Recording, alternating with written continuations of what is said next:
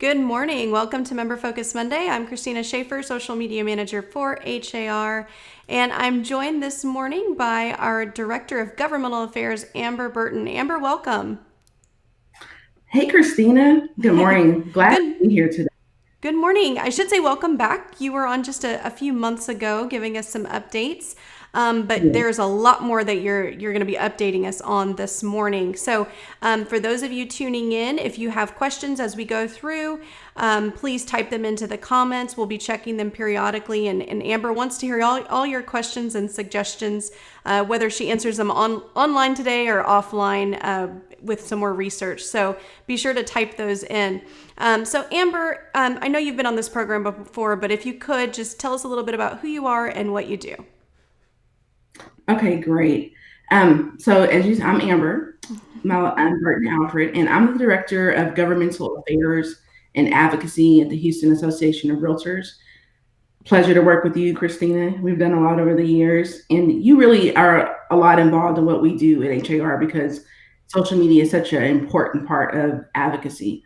So, just a little bit about me. I won't go on too long, but this is my one time to kind of let everybody know who I am. So, I'm originally from a small town in West Texas, right outside of Wichita Falls, called Vernon, Texas.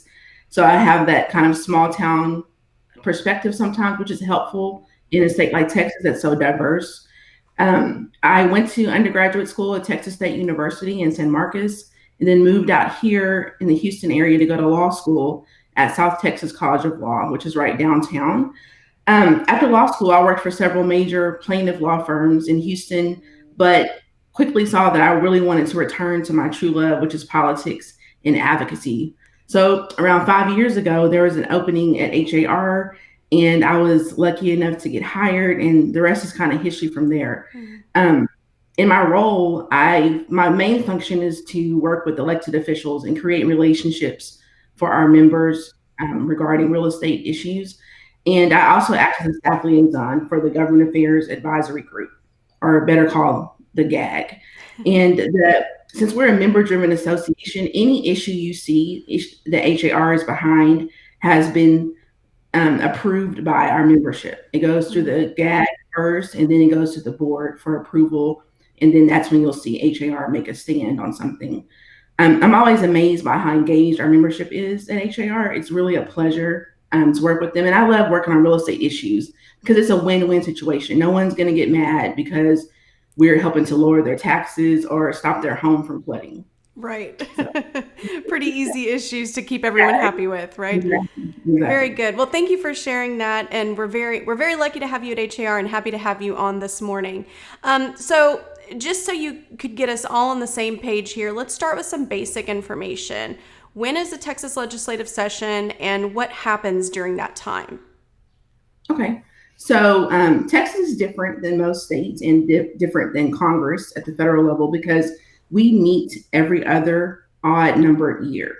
So the last legislative session was 2019, Mm, and we're just now starting the new session in 2021. It started on January 12th, so we're just at the beginning. So that's why this is going to be a high level preview on issues to watch. It mhm. lasts for 140 days, so sometime in May they'll end. The governor can call a special session if there's need for other things because, like I said, 140 days every other year is not a lot of time to get the work for a state the size of Texas done. Mhm. So they're moving at lightning speed.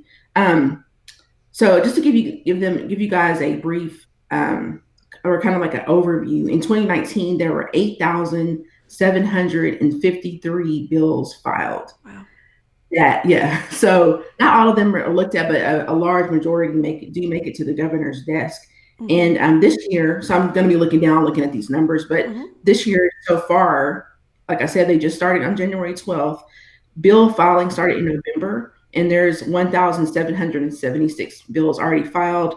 And Texas Realtors is tracking 591. That was as of Friday. So Wow. yeah, so there's a lot of work to be done. Their main duties are consider proposed laws and ordinances, constitutional amendments that would then go to the voters to be voted on. But the number one priority is to balance the budget for the state of Mhm. Texas. That happened. The preliminary budget came out last week, and it was $119.7 billion from the Senate and the House. And our comptroller is saying that we have about $7 billion less than that they expect to make. So that's a pretty huge shortfall. So that'll be, I'm predicting that's going to be the main thing they're focusing on in this session is the budget. Yeah, definitely. And I mean, wow, you said they're working at lightning speed, but hearing those numbers and only having 140 days to do it, yeah, they're definitely working at lightning speed. Yeah. So if you could now taking it back to real estate here, if you could, what is Realtor Day at the Capitol, or as it's been called in the past, Realtor Lobby Day? Okay, so yes, as you know, a lot of nonprofit associations have lobby days or advocacy days. They rebranded it a few years ago to Realtor Day at the Capitol because over the past few years, lobbying has gotten kind of such a bad connotation with it. And we really are advocates. So I think Realtor Day at the Capitol is a great way to term our advocacy day.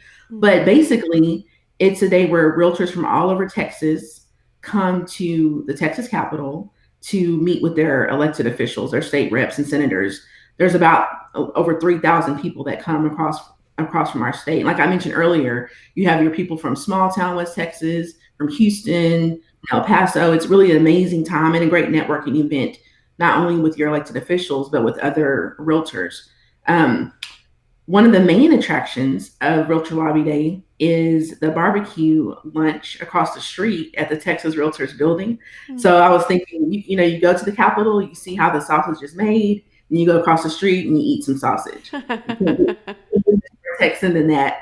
It's really fun. It's outside, and Texas Realtors are really amazing at hosting us, and you get to get a tour and kind of see everything that they're doing in Austin. In 2019, there were over 250 members that went to Austin on 7 buses from HAR. And Christina, I believe you were one of our bus captains last week. That's what I thought.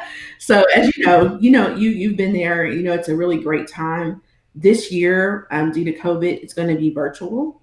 So it's still going to be as informative. And we're going to make it. Karen Driscoll, our tree pack star, and I are working hard to make sure that it's still going to be fun and informative. So y'all keep that. We'll talk about that a little bit more later. Sure. I know.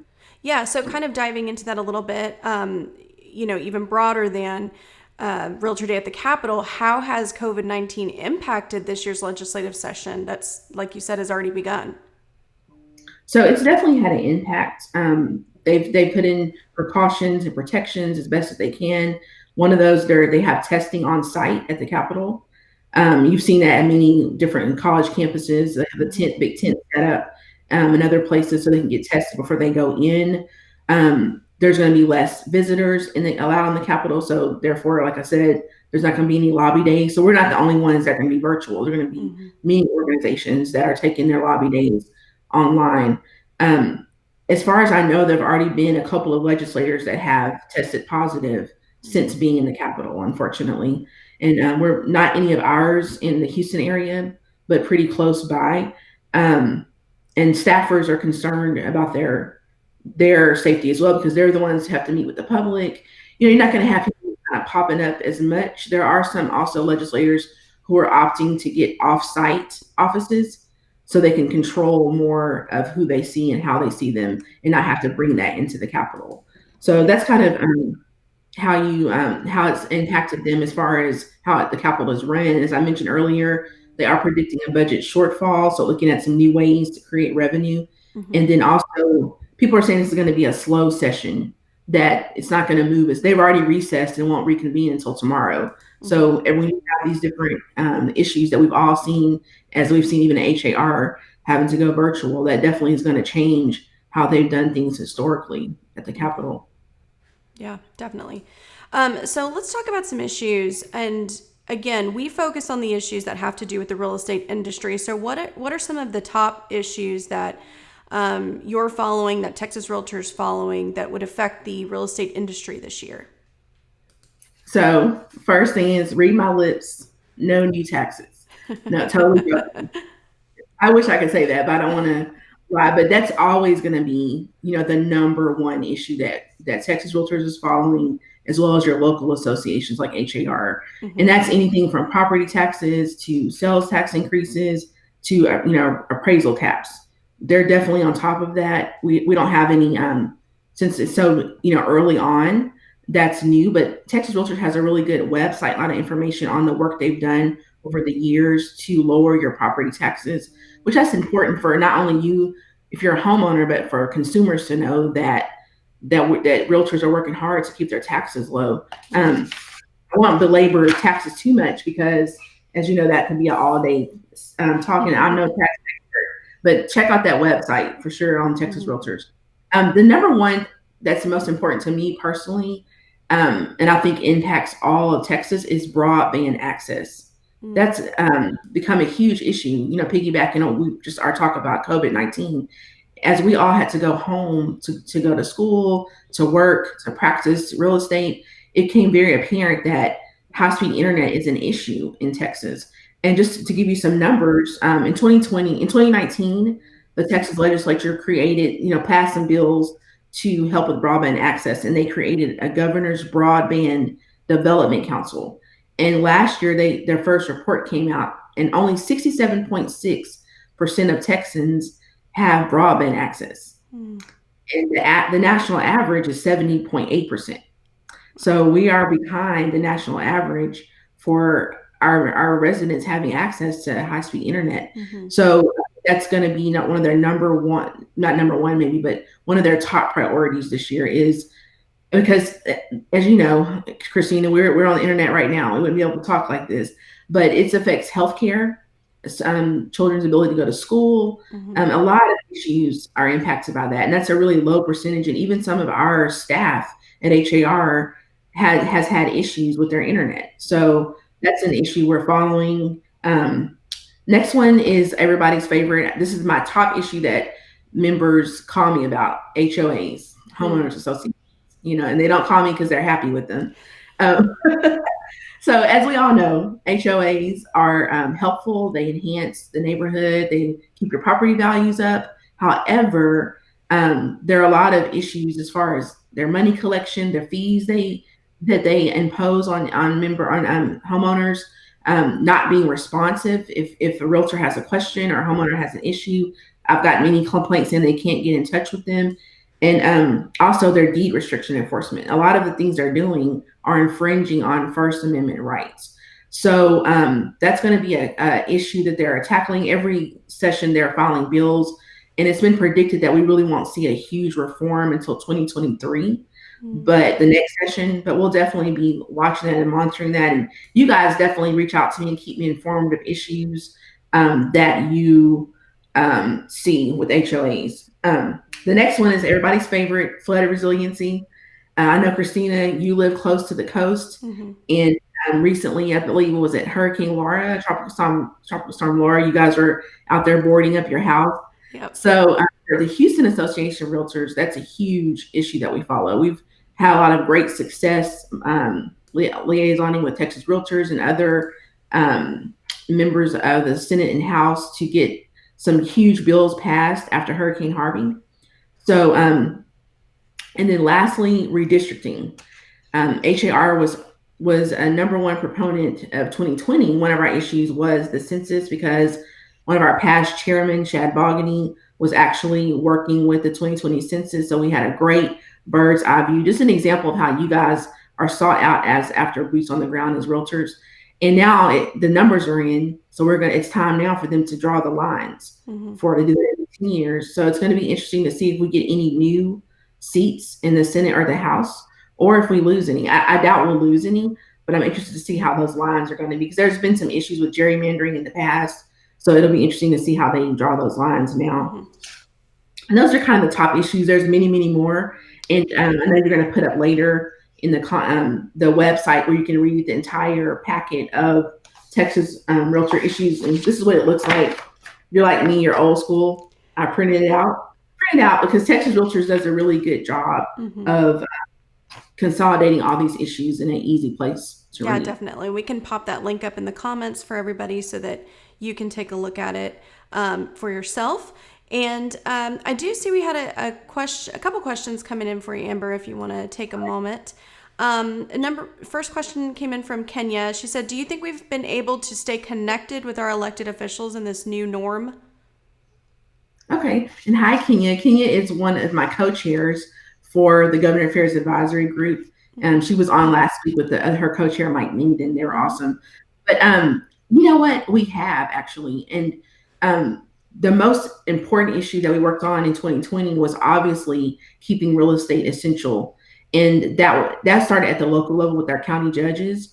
But we're able to text them, email them. That's part of my job. When you guys call me and say, Amber, I'm trying to get a meeting with, such and such representative, I have a database and connections to their schedulers, to them themselves sometimes. So it's been really easy. Like after I watch a Houston City Council meeting, I'll sometimes text them on issues or just say thank you. Like that was really informative what you said, just to let them know that we're out here still watching. And Kenya and Mike, my co-chairs, and then our new GAG members are going to be definitely hands on deck. So we have some really great plans in store that we can keep in touch with them virtually. Okay, wonderful. And I think just like you mentioned that for members to bring issues to you, it's the same thing with elected officials. If we don't bring, issues to elected officials' attention, they don't know about it, so they can't do anything about it. So these are all really great points. There's a couple, to that point, actually, there's a couple questions, a couple issues that people were wondering if you have any insight on. One of them was about the step-up law regarding estates. I don't know if you have any insight on that.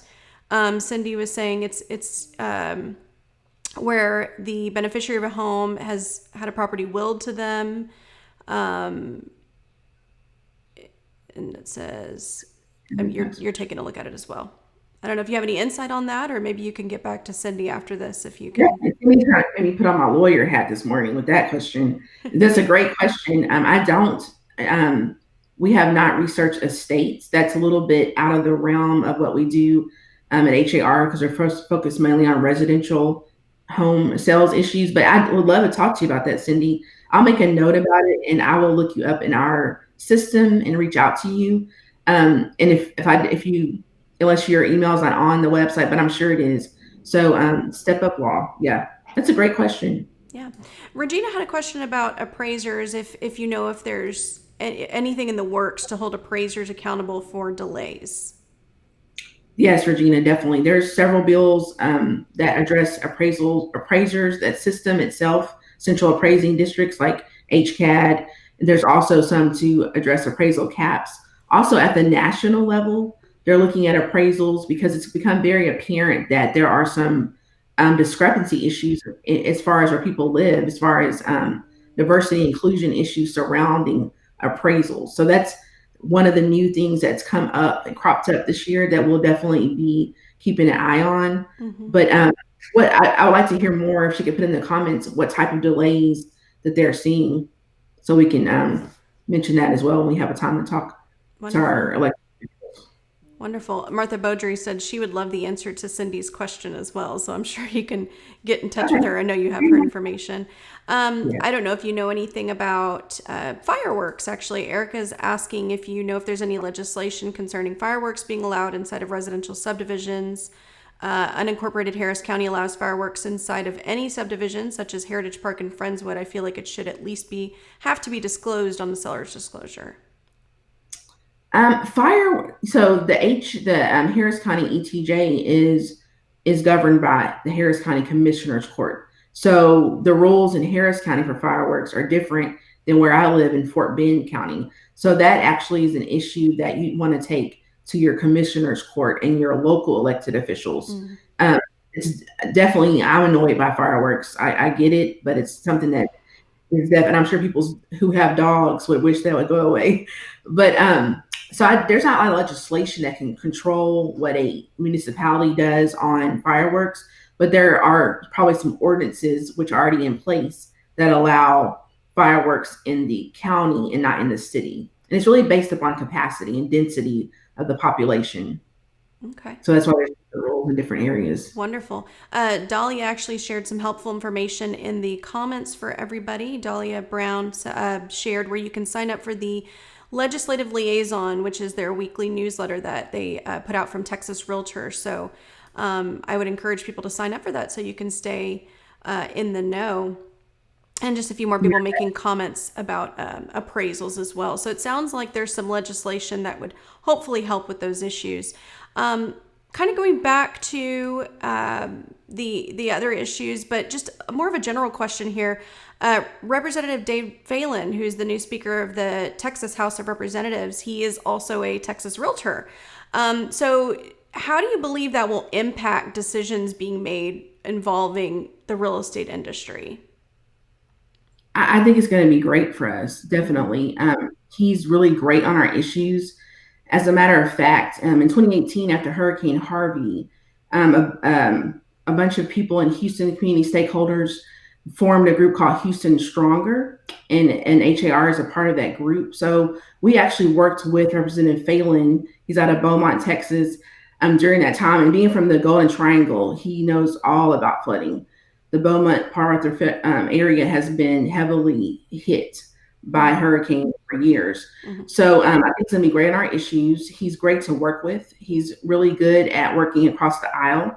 So he's not going to be partisan. He's going to be able to work with everybody to get his goals accomplished. And one of the main things he created in 2019 was Proposition 8, which was a constitutional amendment that created a flood, the first ever in our history, a flood infrastructure fund. And if you recall, because you posted on social media, HAR was one of our main call for actions then to support that proposition that was on the ballot.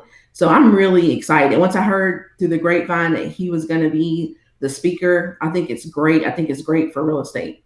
Absolutely. Amber, there are a few people asking for your contact information, how they can get in touch with you with other issues or specific things like HOAs. Okay, so my email is simple. It's my name. It's amber.burton@har.com. You can also when you log into the MLS and you go to the different departments in HAR, go to Governmental Affairs, and you'll find myself and my coordinator, Valerie Woodard's contact information. And also throughout this session, you'll be getting emails.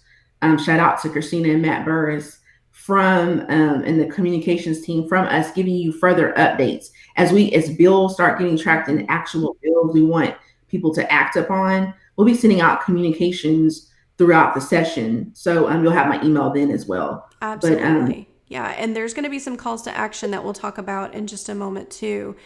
So please be on the lookout for any of that communication that comes from HAR. I don't know if you have the answer to this question, Amber, but you mentioned earlier that real estate being deemed essential, that was, because of our close ties with some of these elected officials. So thank you to you and your volunteer leaders that really helped with that. Lexi's asking if you have any data on how COVID-19 has affected real estate. More specifically, many people are signing up to be realtors. I think it's interesting how many people have been led to sign up for courses. So I don't know if you have any other insider information on that you want to share. Sure. Actually, and this is my daughter, Lexi, so I'm laughing. Oh. I'm glad she's on here. But and she's studying she's at Baylor in her last semester and also taking real estate classes. So she's going to be a Texas realtor as well. So she has a personal interest in this show today. Yeah, trying to see if she's going to have a job before we kick her out. But real estate has boomed this year. Our membership has gone. Our people joining HAR has gone up every year, every month. I don't have the numbers on that, but I know our CFO, Renee Galvan, has been really amazed by the sheer people joining HAR. But in I want to say September of 2020, and correct me if I'm wrong on this. I know you guys came out with your 2020 report, our chairman's report last week, but it was I think it was the highest month ever in HAR of sales. So 2020 was record sales. So Lexi, to answer your question, COVID-19 did not stop real estate. It actually made real estate boom. So I think that's one of the things I'm most proud of and thankful for that we were able to accomplish in 2020 was keeping you guys working. Absolutely. Alrighty. So moving along here, I want to talk to you a little bit about how realtors can get involved. Last week we talked about some of HAR's community outreach efforts. You've mentioned already that Realtor Day at the Capitol will be virtual, so I know that's going to be one way they can get involved. But are there any other ways that HAR members can get involved, whether it be, within their communities or politically? Yes, there's lots of ways. Mm-hmm. And I know we're getting towards the end, so I won't go too long. But one thing is, like you said, last week you had Mike and Kenya on, our GAD co-chairs, talking about community involvement. So that's one really amazing way that realtors can give back to the community. And it's a really great way to connect with our elected officials, because we're not just giving them a check or, mad at them saying, we didn't like that ordinance you passed. We are actually enhancing and working in collaboration with elected officials to enhance their districts, to enhance the areas that they serve. We're gearing up for 2021 grant projects. Some of our grant projects this year are going to be more program based, so more educational based. So you'll be able to actually sign on and get on virtually. But we're hoping, fingers crossed, with the vaccine and all the advances we're making with COVID, that we can do some in person. We had some small events last year that made a big impact, like the mural and gardening at Planet Forward, and urban farm in Houston. So we'll be doing some more of that this year as well. But to get involved politically, there's 3 ways I think you can get involved easily. Open all your political communications from HAR. Pay attention to call for action that you can do it. We'll send those out via text and via email. It will take 60 seconds to click the button and send a letter to your elected official about the issue. Also, invest in TreePack. That's a huge and easy way, an efficient way to get a return on your investment by investing in TreePack. And lastly, attend a city council meeting, commissioners court meeting, legislative committee hearing online. It's simple. You can do it while you're going over your showings for the day. Just go online. Everything's virtual right now. And just hear what's going on in your community, especially our smaller communities like League City, Montgomery County, Conroe, Friendswood. We need to know what's going on out there. So that's one way you can get involved. Or several ways. Shannon's asking, what is the date for Realtor Day at the Capitol this year? So that's a great question. There's not, for HAR, we're a mega board. So we're one of the largest. We have over 40. Do you know, Christina? It's over 42,000, I believe. Right, so now we're at 40,000 members. We have over 40 legislators in our delegation. So the likelihood that we'll have 40 Zoom meetings in one day is very slim. So it's going to be March on the Hill event. So it'll be kind of over several days. I know Dahlia Brown's on the call. We're working very closely with Texas Realtors to get those dates nailed down, but it's going to be towards the end of March is what I've heard. And you'll be able to attend the meetings with your legislator, so your state senator and your state representative. And if you want to attend all 40 plus meetings, you can do that as well. Dahlia mentioned in the comments you can also join a legislative contact team of your elected officials in Austin to get involved. And she's saying in the comments March 22nd through 26th. Okay. Yeah. And again, it's about late March, but like I don't want to commit to exact dates for us yet, just because I know just Murphy's Law. Karen and I have been working feverishly just to kind of get a meeting expectation. So be prepared to meet. We had so if you, Christina, you were helpful in our virtual Hill visits in Congress, and that took a couple of days, and that was with 10 legislators. So I'm just thinking with times 4, it's going to be really fun and interesting to get that done. Definitely. So just keep watching those communications from HAR. Amber, you shared so much information with us this morning. Is there anything else that you want to tell our members? Just again, like I said earlier, I think that I've worked with a lot of different advocacy groups in my career, and I'm always still amazed at the sheer level of engagement that realtors have. It's really an honor and a pleasure to work for such an amazing organization.